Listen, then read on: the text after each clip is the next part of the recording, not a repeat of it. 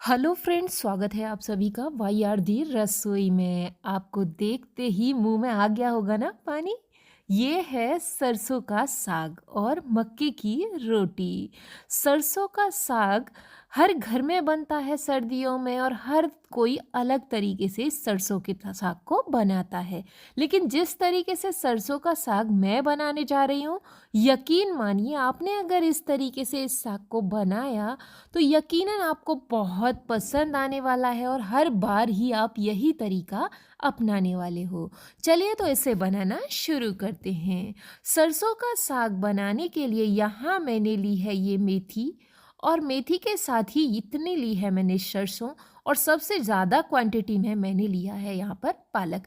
Ratio कुछ इसी तरीके से आपको रखना है जिस तरीके से मैंने रखा है। पक्का पालक को सबसे ज़्यादा रखना है और सरसों थोड़ा कम, और मेथी को थोड़ा सा डालना है, जिससे कि साग में ना एकदम बढ़िया टेस्ट और फ्लेवर आएगा।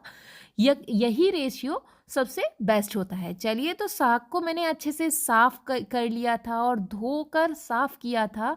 इसके बाद मैं यहाँ इसे कटर की मदद से कट कर रही हूँ। आप चाहें तो दरात की मदद से कट कर सकते हैं। साग कट हो गया है, इसे मैं एक कुकर में डाल दूँगी। कुकर में साग को ऐड करने के बाद इसमें मैं डालूँगी 5 हरी मिर्च, ये चटपटी वाली हैं, और इसके बाद ज़रूरत पड़ेगी तो हम रेड चिली भी डाल सकते हैं, नहीं पड़ेगी तो नहीं डालेंगे। यहाँ मैंने 2 मुट्ठी ली है चने की दाल, और इसको अच्छे से धो लिया है। दाल की जगह आप इसमें मक्के का दलिया का प्रयोग कर सकते हैं। अगर मक्के का दलिया नहीं है तो आप दाल ऐड करें। यहाँ डालेंगे अपने टेस्ट के अकॉर्डिंग नमक। नमक कम लगे तो लास्ट में भी डल जाएगा, क्योंकि साग में कोई इतनी बड़ी दिक्कत नहीं आती है नमक को मिक्स होने में। अब यहाँ मैं ऐड करूँगी सिर्फ 1 से 1.5 गिलास के करीब पानी। पानी को ऐड करने के बाद कुकर का लगाएंगे ढक्कन, और ढक्कन लगाने के बाद इसको हम चढ़ाएंगे गैस पर। और गैस पर रखने के बाद हम इसमें 6 से 7 सीटी लगवा देंगे, जिससे कि साग हमारा अच्छे से गल जाए। देखो साग बिल्कुल गलकर हो गया है तैयार। अब इस साग को मैं इस कुकर में नहीं घोटूंगी, इसका टेस्ट अच्छा आए, ये बहुत ही टेस्टी बने, इसलिए मैंने यहाँ लिया है मटका। मटके में मैं इस साग को घोटने वाली हूँ। हांडी, मतलब कि इसको हांडी बोलते हैं। हांडी में मैं सारा साग पलट दूंगी और उसके बाद मैं इसे घोटूंगी।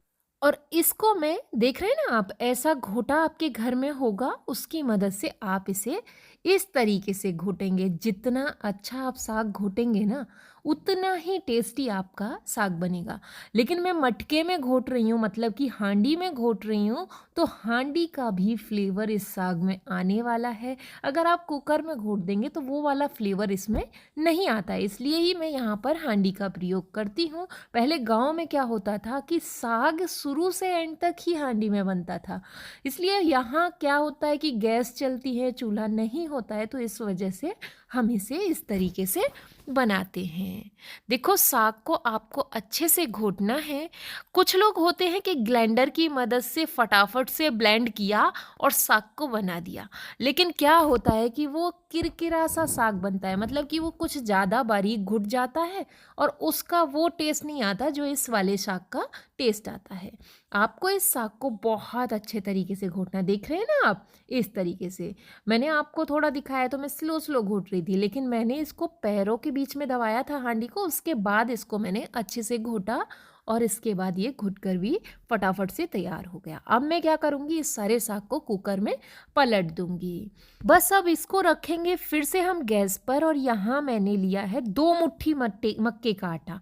जो आलन देते हैं ना मक्के का आटा, उसको बिल्कुल पतला सा मैंने कर लिया है मक्के के आटे को। और याद रखना है, जब आप आलन दें तो थोड़ी देर लगातार आपको साग को चलाना है, क्योंकि आप साग को नहीं चलाएंगे और गैस का फ्लेम तेज रखेंगे तो आपका साग बिगड़ने के चांसेस ज़्यादा रहते हैं। तो इसलिए मैं इसको इस तरीके से चला भी रही हूँ, जिससे कि हमारा आलन अच्छे से मिक्स हो जाए और हल्के से बुलबुले से साग में आ जाए।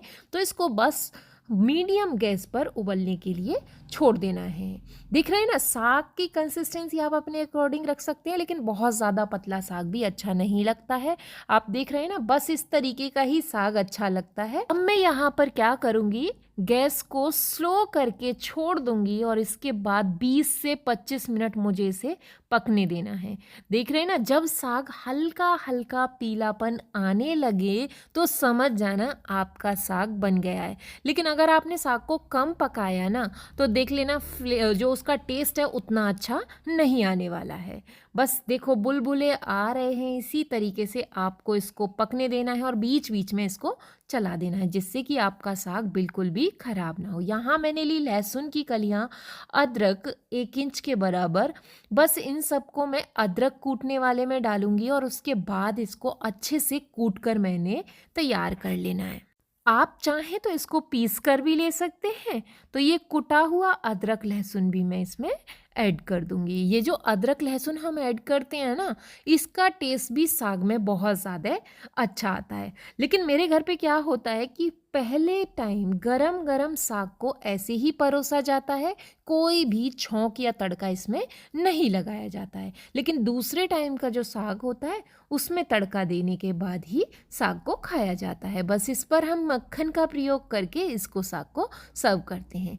बस थोड़ी देर और छोड़ देंगे और साग हमारा हो जाएगा बनकर तैयार। चलिए, तो जब तक साग बन रहा है तब तक दूसरी तरफ मक्के की रोटी बनाना शुरू करते हैं। यहाँ मैंने लिया है मक्के का आटा और इसमें थोड़ा थोड़ा पानी ऐड करके इस तरीके से इसका एक डो तैयार करना है।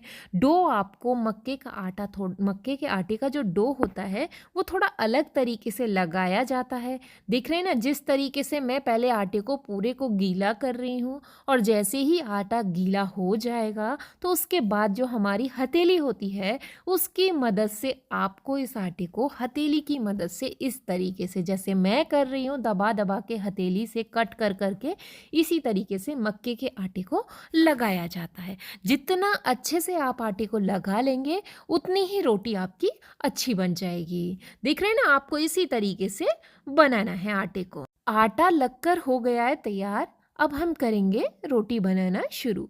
यहाँ मैंने हाथ को धो लिया था और धोने के बाद हल्के गीले हाथों से ही मैंने इस तरीके से कट करके आटे को ले लिया है। इस तरीके से आपको राउंड राउंड करना है। अगर आपको लगे कि आटा एक्स्ट्रा है तो आपको उसको निकाल देना है। इस तरीके से आपको हल्के हल्के हाथों से इसको बढ़ाना है और आपको हल्का सा पानी लगाने के बाद हल्का हल्का इस तरीके से जैसे प्रेस कर करके मैं रोटी बना रही हूँ, इसी तरीके से आपको मक्के की रोटी बनानी है। मक्के की रोटी को बड़ी ही सावधानी से बनाया जाता है। जहाँ किनारा आपको चटका हुआ लगे उसको आप फिंगर की मदद से उसे भर सकते हैं, वो जुड़ भी जाती है। लेकिन अगर आप जल्दबाजी में या ऐसे इस रोटी को बनाएंगे तो ये पक्का टूट जाएगी और ये रोटी बिल्कुल भी नहीं बन पाएगी। देख रहे हैं ना, बिल्कुल गोल एकदम बढ़िया रोटी बनकर तैयार हुई है। बस अब बारी आती है तवे पर इस रोटी को डाल देंगे। गैस का फ्लेम मीडियम और मीडियम फ्लेम पर ही इसको तवे पर पकाना है आपको और मीडियम फ्लेम पर ही रोटी को सेकना है। क्योंकि अगर जल्दबाजी में मक्के की रोटी को सेका या पचाया जाता है तो रोटी ना अंदर से कच्ची हो जाती है और वो क्रिस्पी नहीं रहती है और वो मुलायम सी रह जाती है। देख रहे हैं ना, इस तरीके से आपको एक साइड से इसको पचाना है।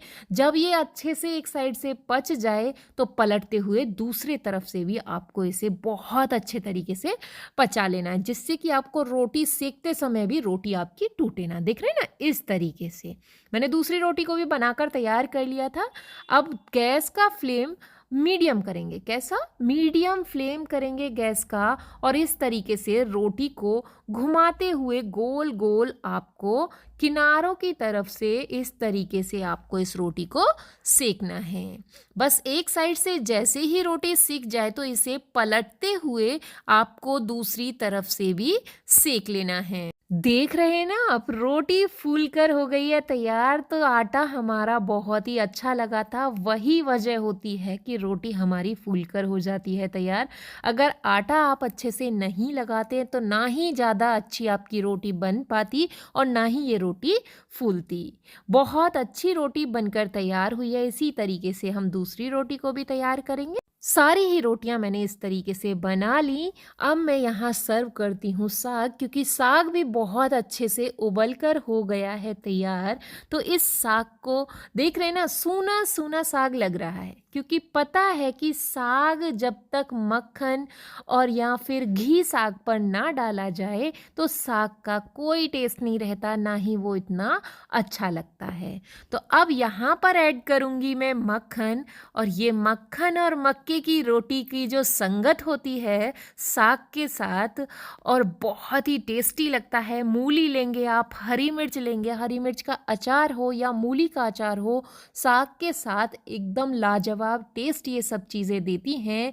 अगर आपको इस साग की या मक्के की रोटी की रेसिपी पसंद आई है तो हमारे चैनल को सब्सक्राइब, वीडियो को लाइक करें। हम आपके लिए हर रोज़ ऐसी ही वीडियो लाते रहेंगे। Bye bye, take care.